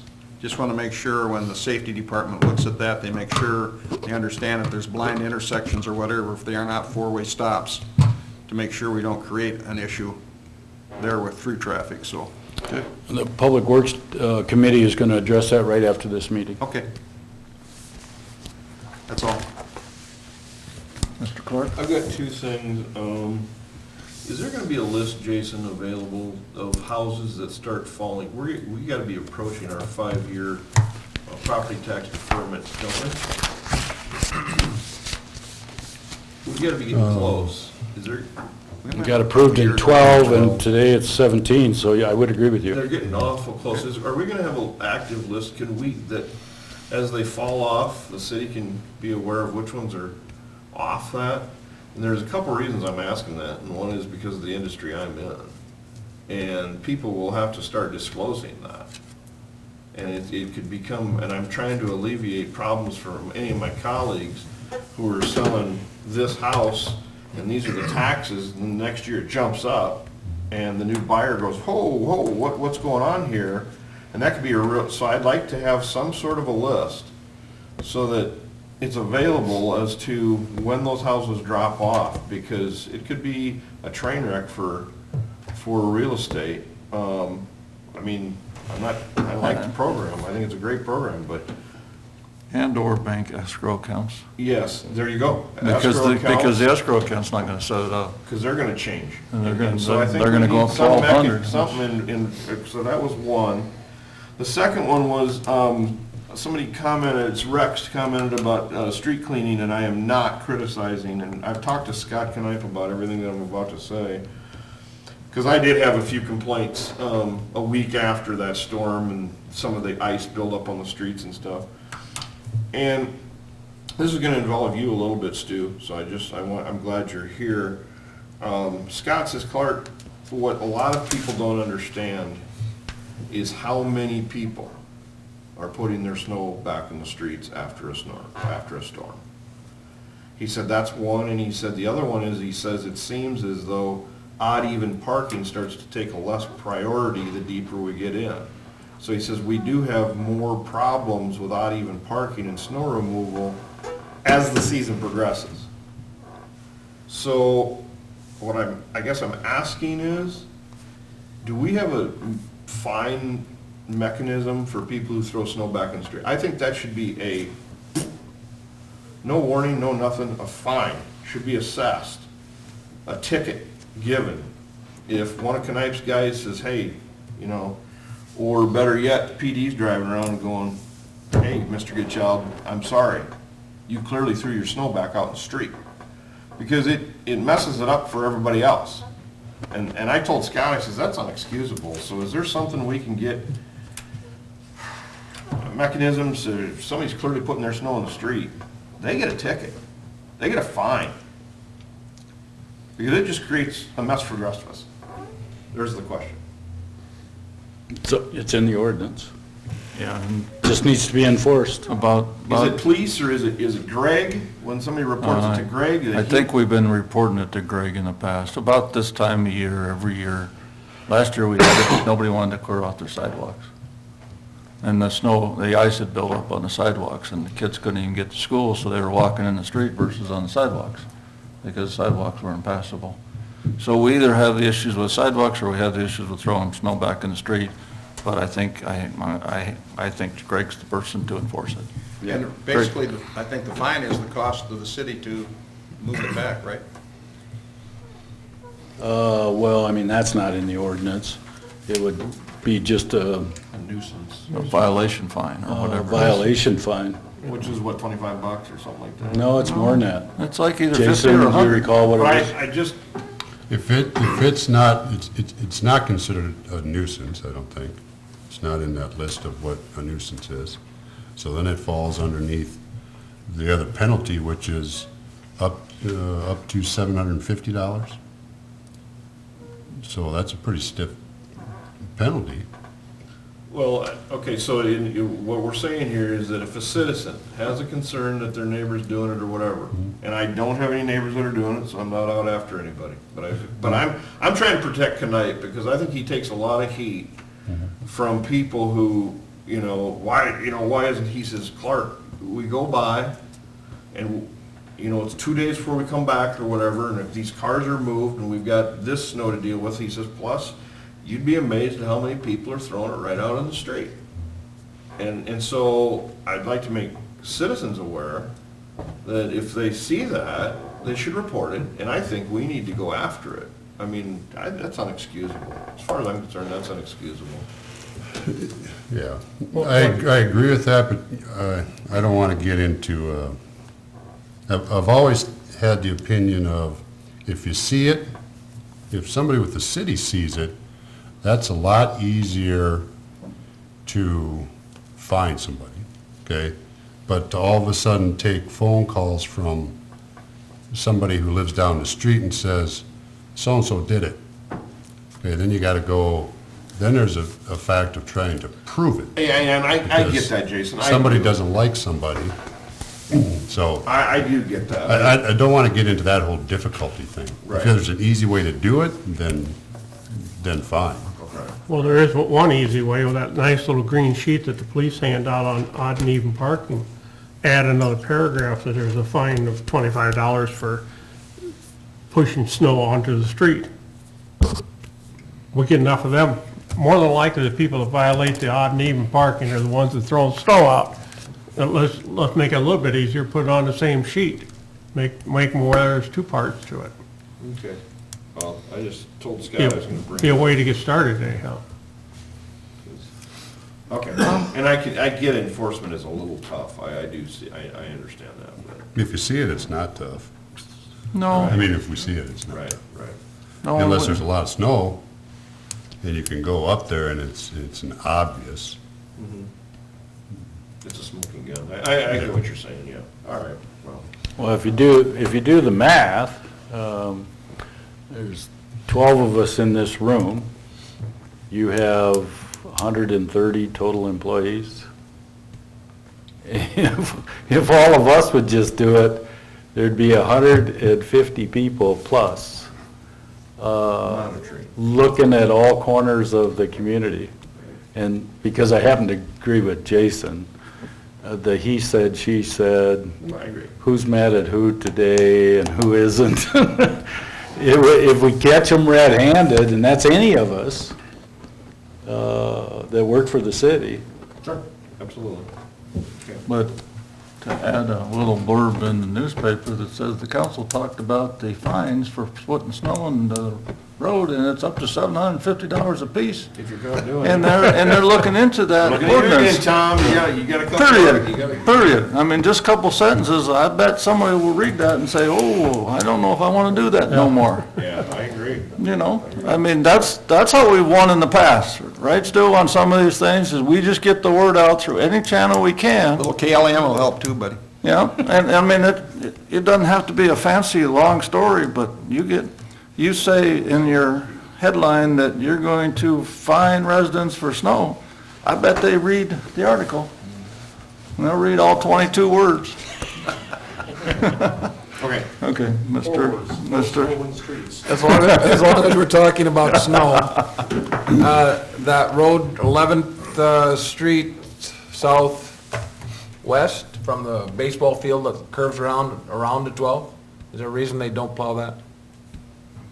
There's nothing on it. In I think, yeah, that's the only reason I know of. Or There's no They don't go through with businesses. the plow at all? No. Yeah, there's no businesses on it yet. You're talking the Schuster and Park there, Yeah. Industrial Park? Yeah, behind the daycare. Yeah.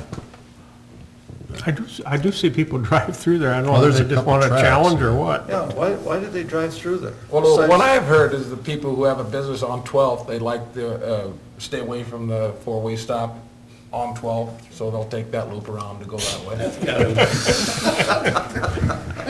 You know, To avoid a half. you know, it's amazing what we know up here, isn't it? No. I mean, think about that. Way too much. Well, theoretically, it should be plowed. Okay. And so I'll talk to Scott. I said I'd bring it up. Way to go. Anything else? It's a public road. Mr. Farmer, Farmer? 74 miles. I've got one Yeah. thing, I was pulled out a city map to, one of these brochures that the city, the chamber hands out, and that map in there is way, way out of date. So before the brochure is printed again, I mean, they still got the extension office downtown, and they're missing about 8 or 10 streets completely. And it would be nice if the bike trail was on there, whether it's a broken line or whatever it is, to indicate, because a lot of people are looking to where to get on the trail and where to get, you know, it really needs to be updated. If anybody needs help with that, I got one, I've already scratched a bunch of stuff on it. Where'd you get it from? Chamber has the maps. Because I know Neil comes over every year and asks us if there's any changes. I mean, they try to update it. They update So I the don't know which chamber map map, it but was. there's one that's Yeah, going around trying to be selling advertising. Yeah, they sell the For advertising. businesses, That's and they the one. only come around about every 4 years or 3 years, something like And that. it's way. And I think they got 6-year-old maps that they're using. And they're not here, they're not in town, they're in Omaha or somewhere, so they're calling from somewhere else, so they don't know. But that's the map most merchants have to hand out. It is the one that merchants have, yes. If we can help them get that figured out, it'd be nice. Yep, we'll look into that. Okay. You got anything else? Nothing, thank you. Okay. Ron? We get a clock in here? We need a clock. Well, you know, we gotta make sure I've that, been screaming clock for like the last 3 months. No know, one listens to me, I know that. you know, maybe we should, Clock. maybe we should do, somebody could bring one in. Maybe somebody that's watching us on TV. Maybe we should do a Wants to donate to the clock fund Do a fundraiser. for the city hall clock. Talk to Dick Dollars, see if maybe he might go ahead. Good idea. There we go, we can set the chimes on that. Good afternoon. Geyser.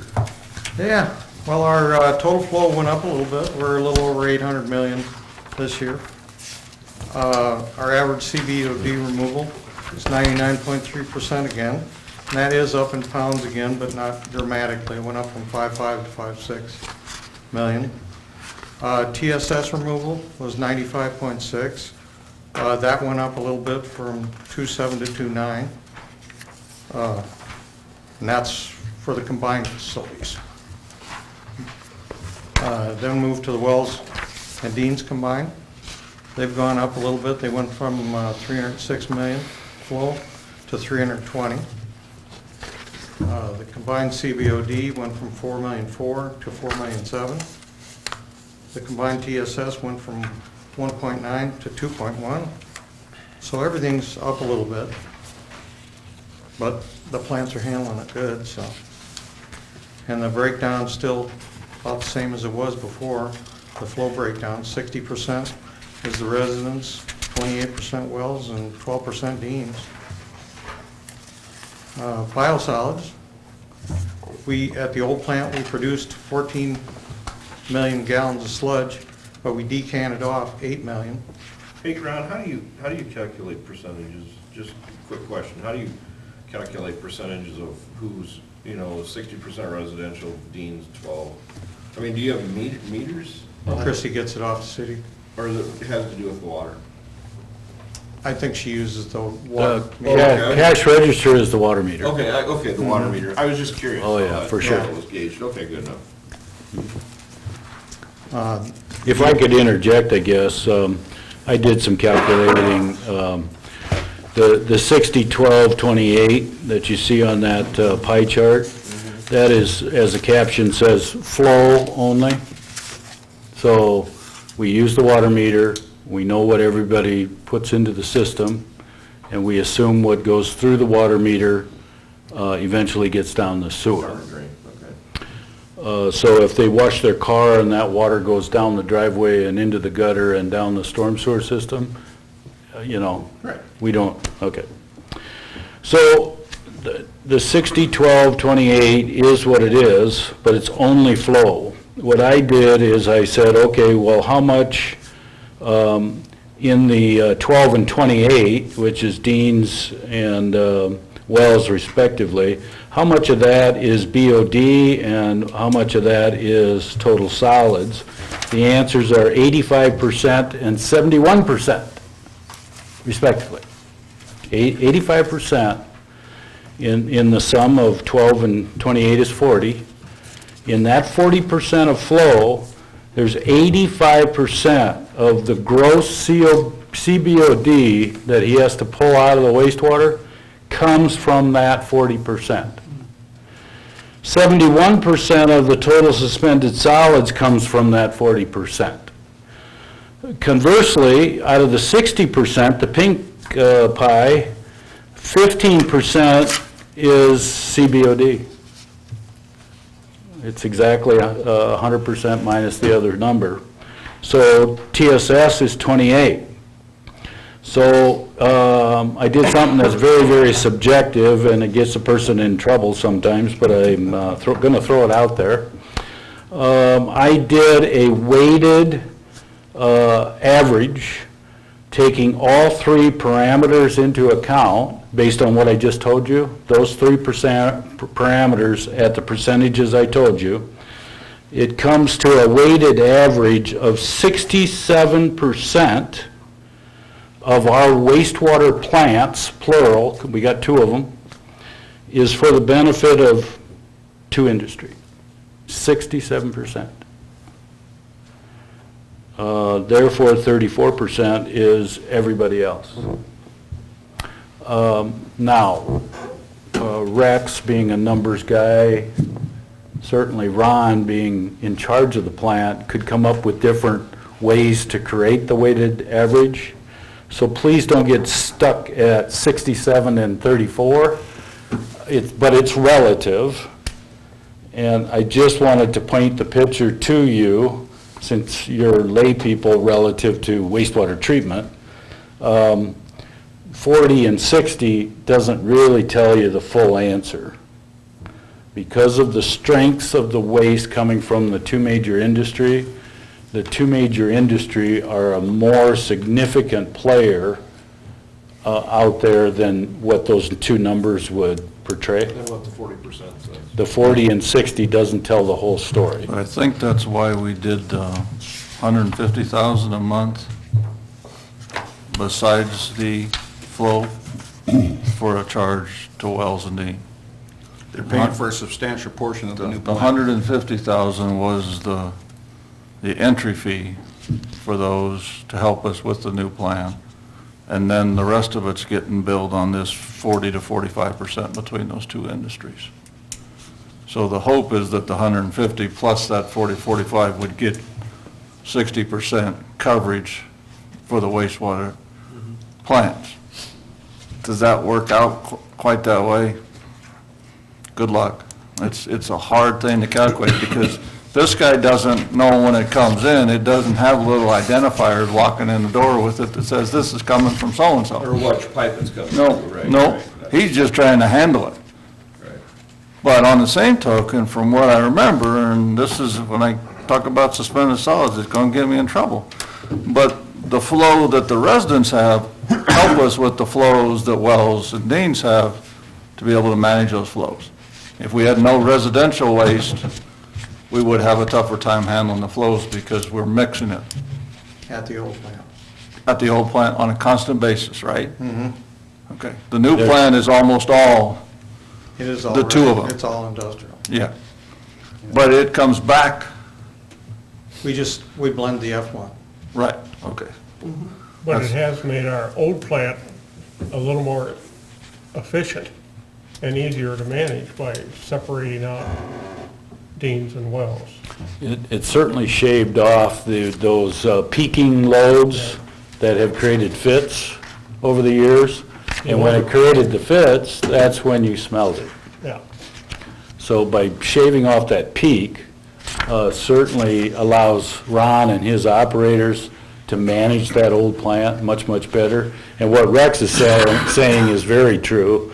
Everybody else's waste, being only 15% CBOD and 29% solids, there is a dilution factor there that's big time.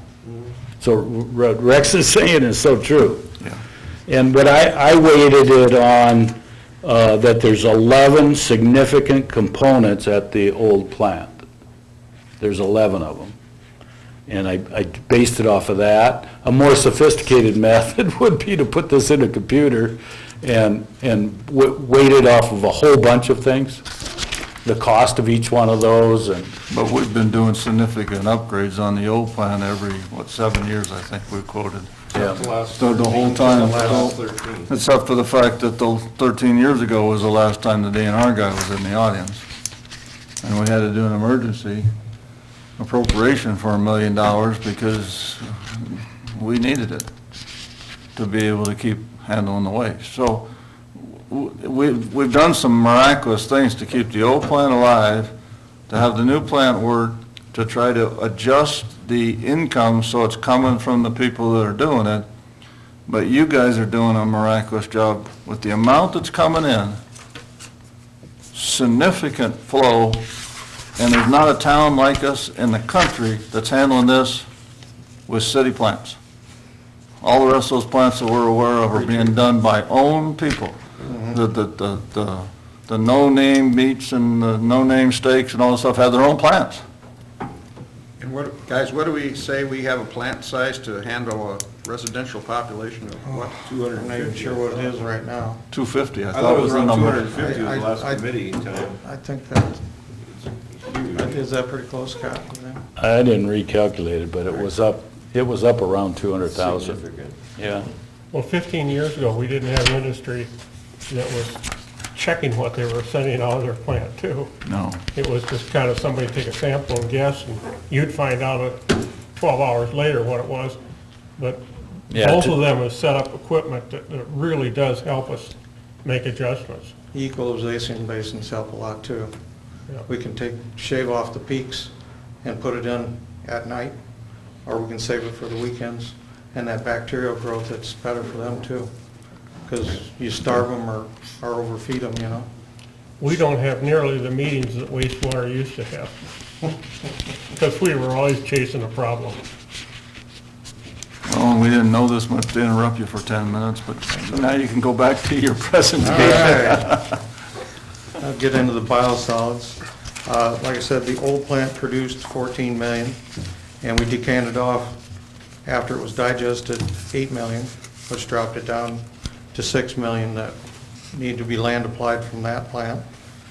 The industrial plant produced 9 million, and we brought 7 million back to the plant that didn't have to be land applied.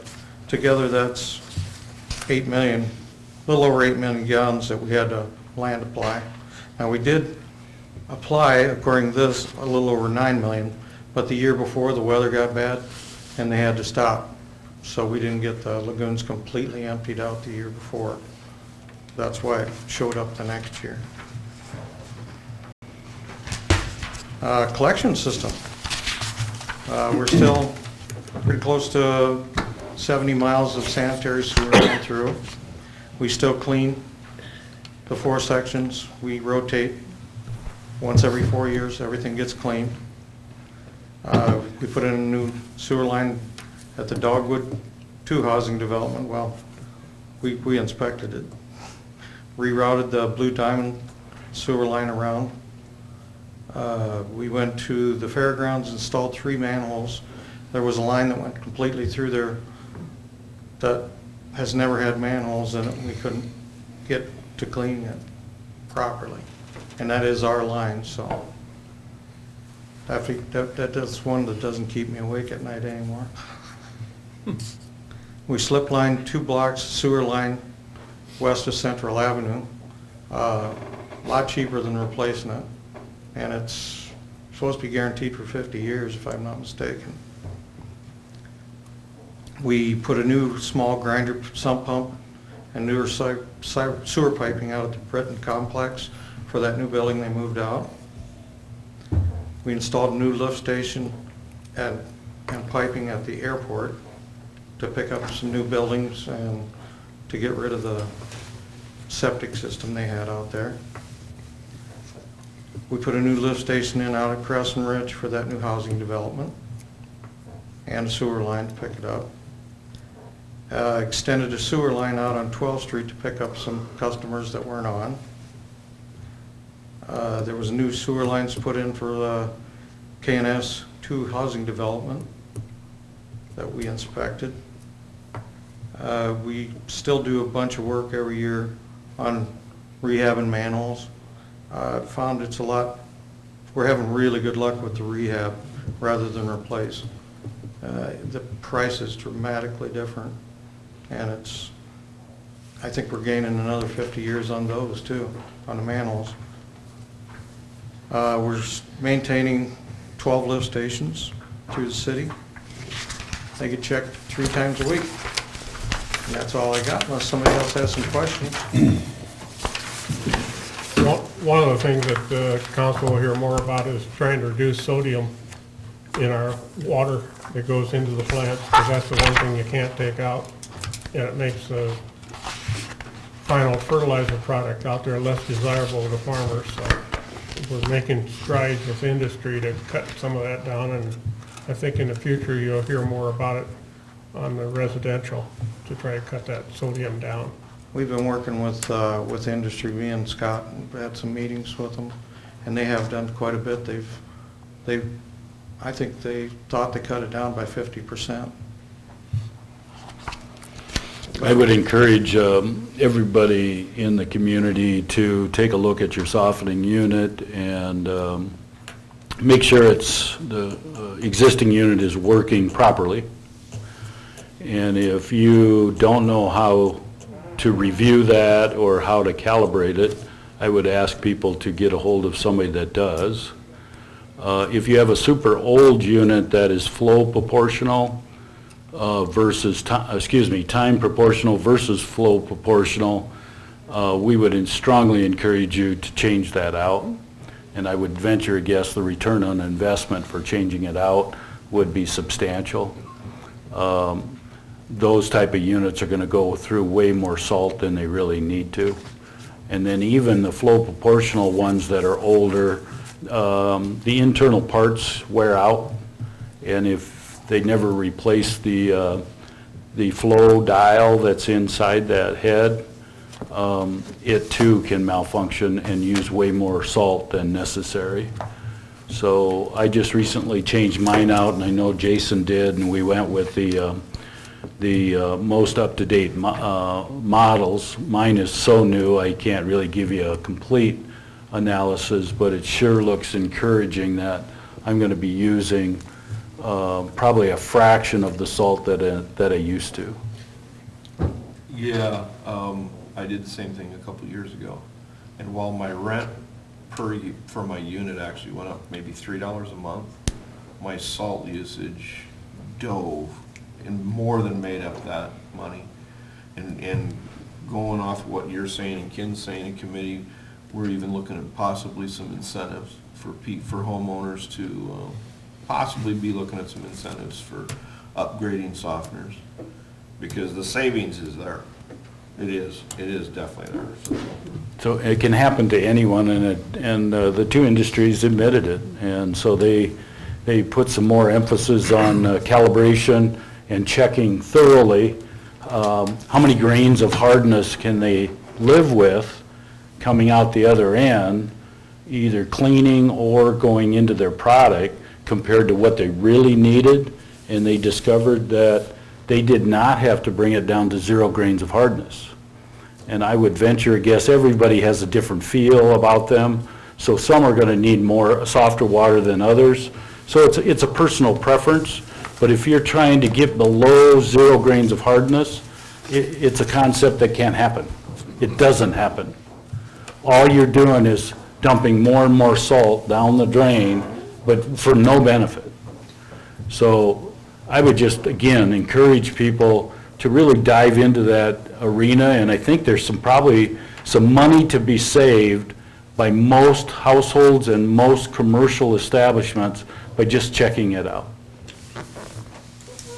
Probably shouldn't dive into this question, but I will.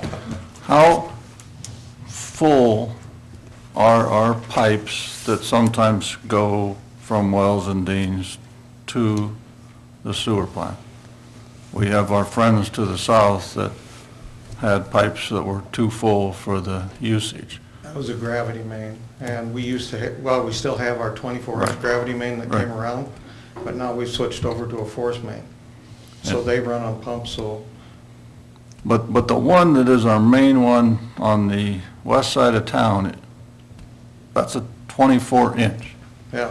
That's a 2-foot circular hole that goes down like 28 feet, if I'm not mistaken, from one end to the other end of town or something like that.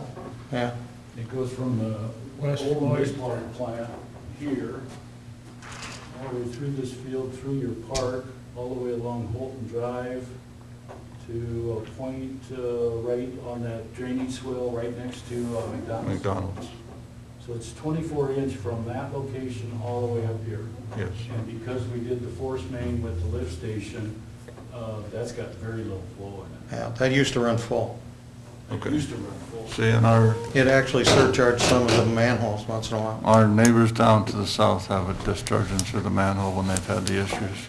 The force main, And of problem. course, it's only about 6 inches in diameter is what I was told down there too, which was not adequately sized. Yeah, you're talking about South Sioux? Yep, isn't that our friends to the south that have problems?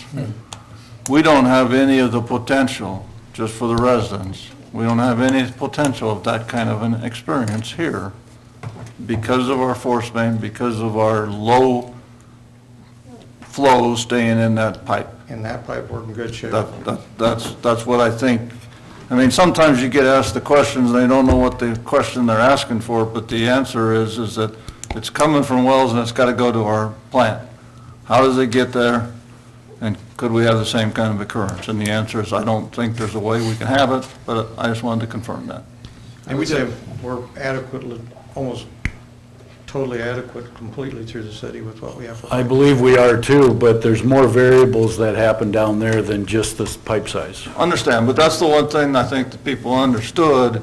Yeah. And they understood it because we had the manholes that sometimes had full. We were a few years ago. Yeah. And therefore, they're thinking that that's the thing that's similar. And There's probably 6 significant gases that can develop in a sewer system, and it's vital that all homes, all businesses, make sure that their traps in their homes and businesses are properly operating. A lot of what happened down there is because it was not set up correctly and/or not operated correctly. Right, because eventually the gases have to go follow their track back through the homes and then get vented through the homes. Through the roof. But some of those vents were not proper either. Well, I would venture a guess everybody in this room has a floor drain in your furnace room. Yes. And I would venture a guess that little to no water goes into those floor drains ever. So they dry out. So they dry out, and if they dry out, the trap is useless, and those gases that are lighter than air will come up into the home. It turns into part of the venting system. Yeah. Well, you so- don't use that floor drain because that room is full of stuff. Take just a gallon of water and dump it in that floor drain every so often. That's Okay. all you have to do. And again, these are, it's not part of what we're doing as a citizen, but I think we're doing as a public service. And since you're here, I was trying to get you to help with the public service part of it, I guess. And don't plant a walnut tree near your household vent, because there's a house down from us that had their vent completely full of walnuts. And there was no way that was ever gonna vent, and they had a very serious problem. That's tough. You remember who it was. Yeah. So, I tried to go out and calm the person down, and if you don't know on some of these things, or you're watching on TV or don't know, you can call us, ask us, right? Yep. My Right? number's, You'll answer the phone, my right? number's on the internet everywhere. Yeah, so I just think that it's important to know that we're trying to help here. You bet. We're trying to do the right thing. you're doing a good job. Thank you. We do appreciate it. Thank you. Assistant, well, we'll go right to Scott first. Scott, what do you got? I don't have anything else. Oh, good, we'll go assistant. 2 dates. I March already got a 7th. wife, thanks. March 7th, with the help of our police department, they will be putting City Hall staff and council members, if you would like to attend, through ALICE training, which is Active Shooter Civilian Response Training. What to do if, in the event of an active shooter or armed confrontation within your work environment. So we ask council. So if you who's want to presenting attend. this? Police Department. Police department is? Okay. What time was it? So, March 7th, Tuesday, we are closing, so it's right after, no, it's not a council meeting.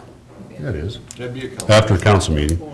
We're closing City Hall at 4 that day, in approximately 2 hours, unless Stu makes it quicker. So, we're closing City Hall at 4, and we're going through that ALICE training. Second date on there is disaster preparedness. That's after council meeting also, March 21st. Dave and Mike are going to distribute our updated disaster plans and go through it briefly. I don't know if we're going to go page by page. Probably send an email out that we want the old ones brought back in. We got a brand new book and everything. Okay. Okay, and we used that plan in June when our storms went through and all the trees went down. So that got implemented then. I volunteered to guard Corkett. There's no trees around there, is there? Briefly, like, if Shipper's involved, it Well, would be free. I don't know. Maybe just Mike. So that's it, those 2 days, March 7th and March 21st. Okay. That's all I had. Anything else for the good of the cause? Motion to adjourn. Second. All those moving out. We got